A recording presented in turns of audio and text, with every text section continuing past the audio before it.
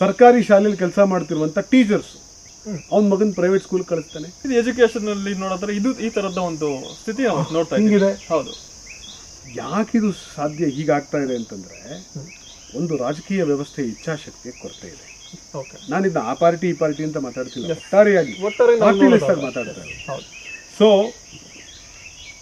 ನಾವು ಅತಿ ಹೆಚ್ಚು ಸಂಬಳವನ್ನು ಕೊಡೋದಿಲ್ಲಿ ಗೌರ್ಮೆಂಟ್ ಸ್ಕೂಲ್ ಟೀಚರ್ಸ್ಗೆ. ಗೌರ್ಮೆಂಟ್ ಸ್ಕೂಲ್ ಟೀಚರ್ ಸಂಬಳ ಹತ್ತತ್ರ 80,000 1 ಲಕ್ಷ ಆಗಿರುತ್ತೆ ಇದೆ. ಪ್ರೈವೇಟ್ ಸ್ಕೂಲ್ ಟೀಚರ್ ಸಂಬಳ 15,000 ರೂಪಾಯಿಯೋ 20,000 ರೂಪಾಯಿ ಇರುತ್ತೆ. 15, 20, 25,000, 30,000 ಸಂಬಳ ತಗೊಳ್ಳೋ ಟೀಚರ್ ಮೇಲೆ ನಿಮಗೆ ನಂಬಿಕೆ ಇದೆ. ಸರ್ಕಾರ ನಿಮ್ಗೆ 1 ಲಕ್ಷ ಕೊಡ್ತಾ ಇದೆ, ನಿಮ್ಮ ಮಗನ ನೀವು ಗೌರ್ಮೆಂಟ್ ಸ್ಕೂಲ್ ಕಳಿಸ್ತಾ ಇಲ್ಲ ಯಾಕೆ? ಹೌದು. ಹಾಗಾದ್ರೆ 15,000 ರೂಪಾಯಿ ತಗೊಳ್ಳೋಂಥ ಟೀಚರ್ ಹೆಂಗೆ ಕೆಲಸ ಮಾಡ್ತಾನೆ? ಅಂದ್ರೆ 15,000 ರೂಪಾಯಿ 20,000 ರೂಪಾಯಿ 25,000 ರೂಪಾಯಿ ತಗೊಳ್ತಿರೋ ಟೀಚರ್ನ ಅಲ್ಲಿನ ಮ್ಯಾನೇಜ್ಮೆಂಟ್ ದುಡಿಸ್ಕೊಳ್ತಾ ಇದೆ. 1 ಲಕ್ಷ ರೂಪಾಯಿ ಕೊಡ್ತಿರೋ ನಾವು ದುಡಿಸ್ಕೊಳ್ಳೋದ್ರಲ್ಲಿ ಸರ್ಕಾರ ಕೂತಿದೆ.